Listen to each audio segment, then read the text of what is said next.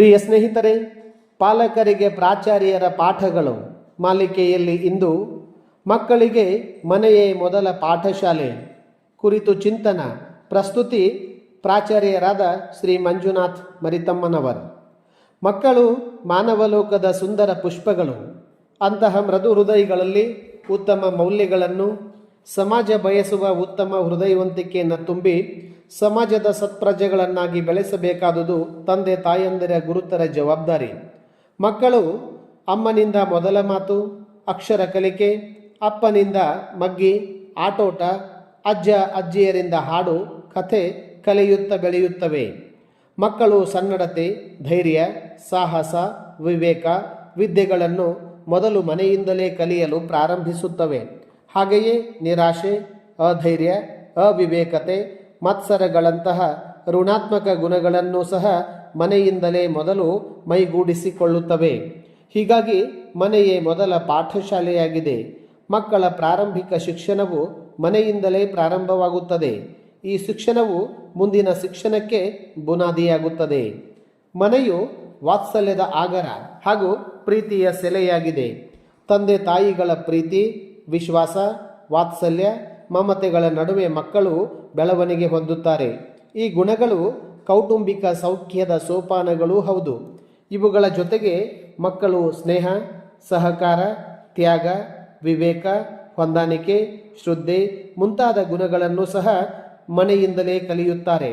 ತಾಯಿಯ ತೊಡೆಯು ಮಗುವಿನ ಮೊದಲ ಶಾಲೆ. ತಾಯಿಯೇ ಮೊದಲ ಗುರುವಾಗಿದ್ದಾಳೆ. ಮಕ್ಕಳ ನಿಷ್ಕಲ್ಮಶ ನಗು, ಅಪ್ಯಾಯಮಾನವಾದ ಆತ್ಮೀಯತೆ, ಎಲ್ಲವನ್ನೂ ಮಾಡಿಯೇ ಬಿಡುತ್ತೇನೆಂಬ ಹಂಬಲಗಳನ್ನು ಪೋಷಿಸಬೇಕಾದವರು ತಂದೆ ತಾಯಿಗಳು ಮಾತ್ರ. ಪ್ರಿಯ ಸ್ನೇಹಿತರೆ, ಮನೆಯು ಮಕ್ಕಳಿಗೆ ಆರ್ಥಿಕ ಭದ್ರತೆಯನ್ನು ಒದಗಿಸುತ್ತದೆ. ಅನ್ನ, ನೀರು, ಬಟ್ಟೆ, ಆಹಾರ, ವಸತಿ ಮುಂತಾದ ಮೂಲಭೂತ ಅವಶ್ಯಕತೆಗಳನ್ನು ಒದಗಿಸುತ್ತದೆ. ಹಾಗೆಯೇ ಮಕ್ಕಳಿಗೆ ಮನೆಯಲ್ಲಿ ತಂದೆ ತಾಯಿಯರು ವೃತ್ತಿಪರ ಕೌಶಲ್ಯಗಳನ್ನು, ಕೈಕಸುಬುಗಳನ್ನು ಕಲಿಸುವರು. ಇದರಿಂದ ಮಕ್ಕಳು ಮನೆಯ ಮೂಲ ಉದ್ಯೋಗಗಳನ್ನು ಕೈಕೊಂಡು ಹಣ ಸಂಪಾದನೆಯ ಸಾಮರ್ಥ್ಯಗಳನ್ನು ಗಳಿಸುವರು. ಮಕ್ಕಳು ಮನೆಯಿಂದ ಉತ್ತಮ ಸಾಮಾಜಿಕ ಸಂಬಂಧಗಳನ್ನು ಹಾಗೂ ಸಾಮಾಜಿಕ ಸದ್ಗುಣಗಳನ್ನು ಕಲಿತುಕೊಳ್ಳುವರು. ಅಲ್ಲದೆ ಉತ್ತಮ ಹವ್ಯಾಸಗಳು, ನಡವಳಿಕೆಗಳು, ಮನೋವೃತ್ತಿಗಳನ್ನು ಮನೆಯಲ್ಲಿಯೇ ಕಲಿಯುತ್ತಾರೆ. ಜೊತೆಗೆ ಉತ್ತಮ ರೀತಿ, ನೀತಿ, ಸಂಪ್ರದಾಯ, ಆಚಾರ, ವಿಚಾರಗಳು, ಸಂಸ್ಕೃತಿಯನ್ನು ಕಲಿಯುತ್ತಾರೆ. ಮಕ್ಕಳು ಸಮಾಜಕ್ಕೆ ಉಪಕೃತರಾಗಿ ಬೆಳೆಯಲು ಮತ್ತು ತಮ್ಮದೇ ಆದ ಕೊಡುಗೆಗಳನ್ನು ಕೊಡಲು ಮನೆಯು ಕಲಿಸುತ್ತದೆ.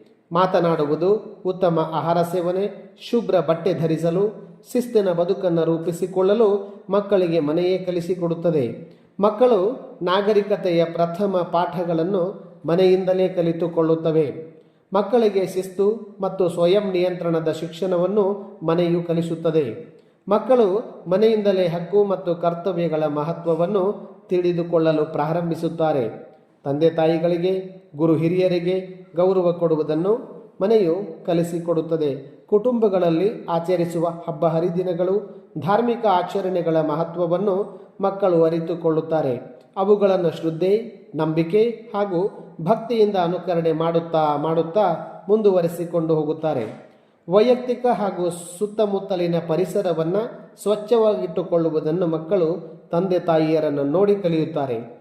ಅಜ್ಜ ಅಜ್ಜಿಯರು ಹಾಗೂ ಹಿರಿಯರು ಹೇಳುವ ಕತೆ, ಹಾಡುಗಳಿಂದ ಮಕ್ಕಳು ಆಕರ್ಷಿತರಾಗುತ್ತಾರೆ ಹಾಗೂ ಅವುಗಳ ಮೂಲಕ ನೈತಿಕ ಮೌಲ್ಯಗಳನ್ನು ರೂಪಿಸಿಕೊಳ್ಳುತ್ತಾರೆ. ಮನುಷ್ಯನಿಗೆ ಅತಿ ಅವಶ್ಯಕವಾಗಿ ಬೇಕಾದ ಈಜುವುದು, ಸೈಕಲ್ ಸವಾರಿ ಮಾಡುವುದು, ಬೈಕ್ ಸವಾರಿ, ಸಮಯ ತಿಳಿದುಕೊಳ್ಳುವುದು, ಹಣಕಾಸಿನ ವ್ಯವಹಾರಗಳನ್ನು ಮನೆಯ ಸದಸ್ಯರು ಕಲಿಸಿಕೊಡುತ್ತಾರೆ. ಮನೆಯು ಮಕ್ಕಳಿಗೆ ಅನೌಪಚಾರಿಕ ಶಿಕ್ಷಣ ನೀಡುವ ಒಂದು ಪ್ರಮುಖ ಸಾಮಾಜಿಕ ಸಂಸ್ಥೆ. ಅದು ಮಕ್ಕಳಿಗೆ ಶಿಕ್ಷಣ ಒದಗಿಸುವ ಮಹತ್ವಪೂರ್ಣ ಮಾಧ್ಯಮವಾಗಿದೆ. ಮಕ್ಕಳು ತಾಯಿಯ ಮಮತೆಯ ಮುದ್ದು ಮಾತುಗಳಿಂದ ಹಾಗೂ ತಂದೆಯು ನೀಡುವ ಕಾಳಜಿಯಿಂದ ಮುಂದಿನ ಬದುಕಿಗೆ ಬೇಕಾಗುವ ಸದ್ಗುಣಗಳನ್ನು ಕಲಿತುಕೊಳ್ಳುತ್ತಾರೆ ಹಾಗೂ ಕೌಶಲ್ಯಗಳನ್ನು ಕರಗತ ಮಾಡಿಕೊಳ್ಳುತ್ತಾರೆ. ಮನೆಯು ಧಾರ್ಮಿಕ ಹಾಗೂ ಆಧ್ಯಾತ್ಮಿಕ ಮೌಲ್ಯಗಳನ್ನು ಬೆಳೆಸುವ ಮೂಲ ನೆಲೆಯಾಗಿದೆ. ತಂದೆ ತಾಯಿಯರು ಮನೆಯಲ್ಲಿ ನಿರ್ಮಿಸುವ ಆತ್ಮೀಯ ವಾತಾವರಣವೇ ಮಕ್ಕಳ ವಿಕಾಸವನ್ನು ನಿರ್ಧರಿಸುತ್ತವೆ. ಮಕ್ಕಳನ್ನು ಬೆಳೆಸಲು ಯಾವುದೇ ಗಣಿತ ಮತ್ತು ವಿಜ್ಞಾನದ ಸೂತ್ರಗಳು ಸಹಾಯ ಮಾಡಲಾರವು. ಅಮ್ಮ ನೀಡುವ ಕೈತುತ್ತು, ಅಪ್ಪನ ಅಮೃತ ನುಡಿಗಳು, ಅಜ್ಜ ಅಜ್ಜಿಯರ ವಿಶ್ವಾಸಪೂರಿತ ಮಾರ್ಗದರ್ಶನಗಳು ತುಂಬ ಪರಿಣಾಮಕಾರಿಯಾಗಿವೆ. ಸ್ನೇಹಿತರೆ, ಯಾವುದೇ ಕ್ಷೇತ್ರದಲ್ಲಿ ಮಕ್ಕಳು ಸಾಧನೆ ಮಾಡಬೇಕು ಎಂದರೆ ಪಾಲಕರು ಶ್ರಮ ವಹಿಸುವುದು ಅವಶ್ಯಕ.